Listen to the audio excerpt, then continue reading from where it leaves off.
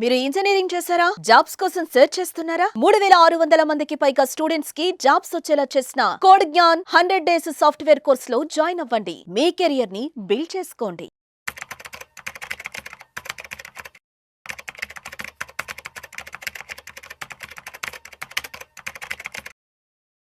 నమస్తే.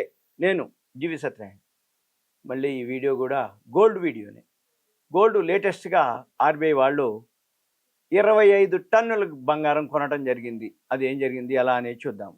ఈ financial year second హాఫ్లో, అంటే మనకి 4 క్వార్టర్లు ఉంటాయి. First half, second half.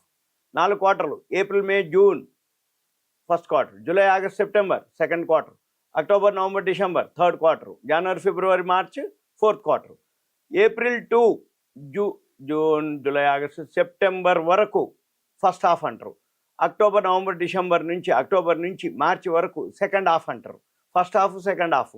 ఈ సెకండ్ హాఫ్లో ద్వితీయార్థంలో ఆర్బీఐ వాళ్ళు 25 టన్నుల బంగారాన్ని కొనుగోలు చేయడం జరిగింది. ఇది సెంట్రల్ బ్యాంక్ దగ్గర ఇప్పుడు ఉన్నటువంటి నిల్వ లేటెస్ట్ డేటా సర్వే ప్రకారంగా ఈ డేటా ఏదైతే ఉందో 879.59 టన్నులకు చేరుకుంది అనేది అనౌన్స్మెంటు.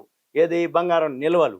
అయితే ఇది సెప్టెంబర్ 24, అంటే పోయిన సంవత్సరం, అంటే ఫస్ట్ హాఫ్ క్లోజ్ అయ్యే టైంకి సెప్టెంబర్ 2024 నాటికి 854.78 టన్నులు నిల్వ ఉంటే ఇప్పుడు 879.59 టన్నులు, 25 టన్నులు యాడ్ అయింది. అయితే ధరలు పెరుగుతూ ఉంటే రిజర్వ్ బ్యాంక్ ఎందుకు కొంటుంది? మరి ధరలు పెరుగుతూ ఉంటే రిజర్వ్ బ్యాంక్ కొనవలసిన అవసరం ఏమిటి?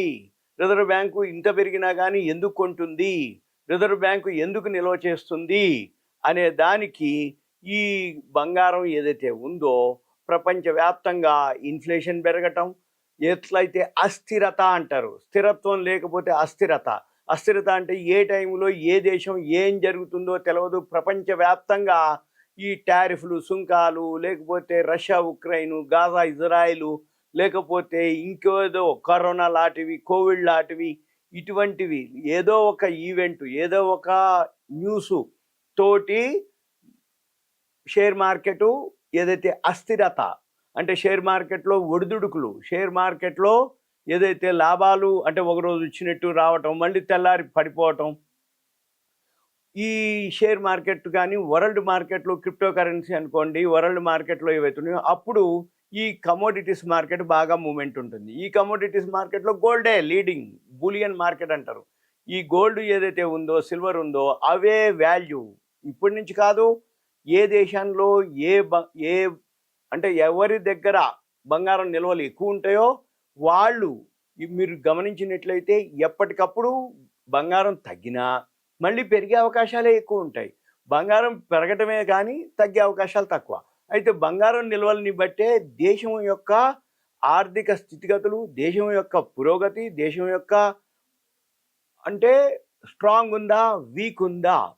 బంగారం నిల్వలు ఎక్కువ ఉన్న దేశం అంటే ఆ దేశం ఆర్థికంగా బలోపేతం అవుతున్నట్టు, బలంగా తయారవుతున్నట్టు, ఆర్థికంగా ఎకానమీ స్ట్రాంగ్ అవుతున్నట్టు. ఇవి అన్నమాట. అందుకని దేశాలే కొనుక్కుంటూ పోతున్నాయి. దాంతో బంగారం ధరలు పెరగటం, నిల్వలు పెంచుకోవటం వలన ధరలు పెరగటం, కొనుక్కునే స్తోమత పెరిగే వాళ్ళు ఎక్కువైనారు. అంటే ఉదాహరణకి అప్పటికీ ఇప్పటికీ మన వాళ్ళు, అంటే మన భారతదేశంలో వరల్డ్ మొత్తానికి, అంటే ఎక్కడికన్నా వెళ్ళినా మన వాళ్ళు ఇక్కడి నుంచి చదువుకోవటం, అక్కడికి వెళ్ళి అమెరికా అనుకోండి, సింగపూర్ అనుకోండి, కెనడా అనుకోండి, జర్మనీ అనుకోండి, అక్కడికి వెళ్ళటం, అక్కడి నుంచి డాలర్లు సంపాదించి ఇక్కడికి పంపించడం.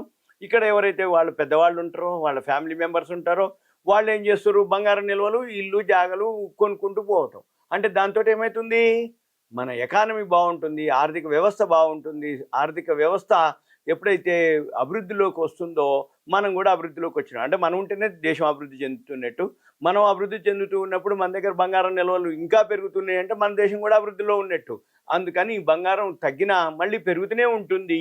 మనం గమనించినట్లయితే 60,000, 80,000, ఇప్పుడు లక్షకు అటు ఇటుకు ఉంది. మళ్ళీ 1,00,000 దాటిపోతే కొన్నాళ్ళకి స్లోగా పోతూ ఉంటుంది. అంతే తప్ప ఇక 1,00,000 దిగే అవకాశాలు కొద్ది శాతము, పెరిగే అవకాశాలు ఎక్కువ శాతం. అది గమనించాలి. ఎందుకు అంటే ఇదే రీజను. ఇక మే 5 నాడు రిజర్వ్ బ్యాంక్ వాళ్ళు బంగారాన్ని 25 టన్నులు కొన్నట్టుగా అనౌన్స్ చేయడం జరిగింది. ఇది సెకండ్ హాఫ్లో వీళ్ళు చేసిర్రు కొనటం. ఈ సెంట్రల్ బ్యాంక్ వద్ద ఏదైతే ఉన్నాయో ఇప్పుడు ఇంత అంటే 880 టన్నులుగా ఉన్నట్టుగా వాళ్ళు అనౌన్స్ చేయటం.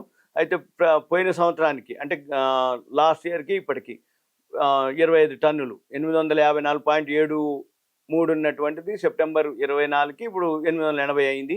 అయితే 7 ఏళ్లలో అంటే గడిచిన 7 ఏళ్లలో ఒకేసారి ఇంత స్థాయిలో కొనుగోలు చేయటం అనేది ఇది ఫస్ట్ టైం అని చెప్పడం జరిగింది. అయితే ధరలు పెరుగుతున్నా కానీ ఆర్బీఐ వాళ్ళు కొనుగోలు చేయటం అనేది విశేషం అని చెప్పడం జరిగింది. అయితే ఇప్పుడు ఏదైతే ఉందో సెంట్రల్ బ్యాంక్ దగ్గర నిల్వలు 511.99 టన్నుల గోల్డ్ నిల్వ చేస్తే ఇప్పుడు మన దగ్గరది 511.99 టన్నులు ఉంది మన దగ్గర స్టాకు. అయితే ఇంకొక 348.62 మెట్రిక్ టన్నులు బ్యాంక్ ఆఫ్ ఇంగ్లాండ్లో ఉంది మందే స్టాకు.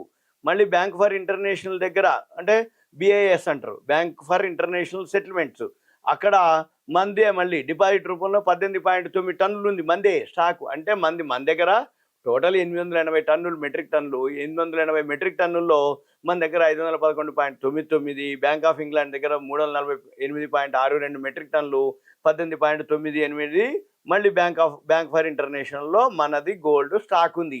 ఇక మన పని ఏంటిది అంటే జనరల్గా దేశాలే కొంటున్నాయి అంటే అర్థం ఏంటిది? బంగారం ధర.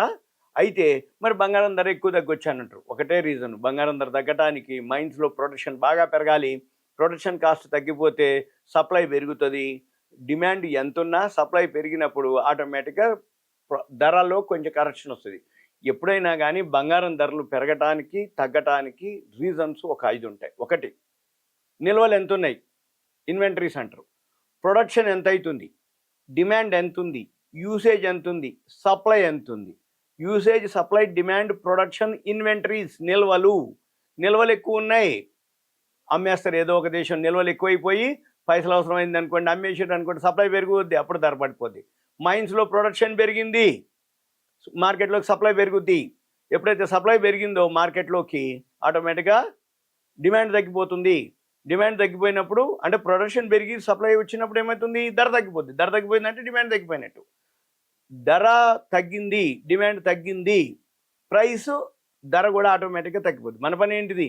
ప్రొడక్షన్ బాగా పెరగాలి, నిల్వలు ఎవరైతే ఉన్నవాళ్ళు అన్లోడ్ అన్న చేయాలి, లేదు కొనుగోలు వాళ్ళు తగ్గించాలి. అంటే మనం కొనుక్కోవడం తగ్గించాలి, అదైనా జరగాలి.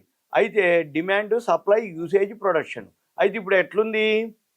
ఏవైతే మ్యారేజెస్, ఈవెంట్స్ కానీ ఇది మనం కాదు, మన దగ్గర పెరగడం తగ్గడం కాదు, ఇది వరల్డ్ మార్కెట్ సంబంధించింది. వరల్డ్ మార్కెట్లో పెరిగితే మంది పెరుగుద్ది, వరల్డ్ మార్కెట్లో తగ్గితే మంది తగ్గుద్ది. అంతే తప్ప మన దగ్గర ఏవో పెళ్ళిళ్ళు ఉన్నాయని, అక్షయ తృతీయ ఉందని, ఆషాఢ మాసం అని, శ్రావణ మాసాలు దానికి సంబంధమే లేదు అసలు. ఈ చాలామందికి ఏమన్నా అనగానే ఆషాఢ మాసంలో తగ్గుద్ది, శ్రావణ మాసంలో పెరుగుద్ది, ఇప్పుడు పండగలు పెళ్ళిళ్ళు ఉన్నాయి కాబట్టి పెరుగుద్ది, అదంతా ఉత్తిదంటే ఉత్తిది కాదు. అవి ఒక రీజన్. కానీ కొనుక్కోవటానికి కానీ, అమ్మటానికి కానీ, పెరగటానికి కానీ, అసలు పెరుగుద్దా లేదా అని తెలవటానికి మొత్తం ఏంటిది? వరల్డ్ మార్కెట్లో డాలరు ఈ ఏదైతే డైలీ ట్రేడింగ్ జరుగుతుంది, investing.com అని ఒక వెబ్సైట్ ఉంటుంది, దాంట్లో జరుగుతుంది. మళ్ళీ investing.comతో పాటు లండన్ బులియన్ మార్కెట్స్ అసోసియేషన్ వాళ్ళు ధర నిర్ణయిస్తారు. వీటిని బట్టి వరల్డ్ మార్కెట్ పెరగటం తగ్గటం జరుగుతుంది. అంతే తప్ప మనతోటి అనేది ఏం లేదు. ఉంటా. Thank you. సెలవు.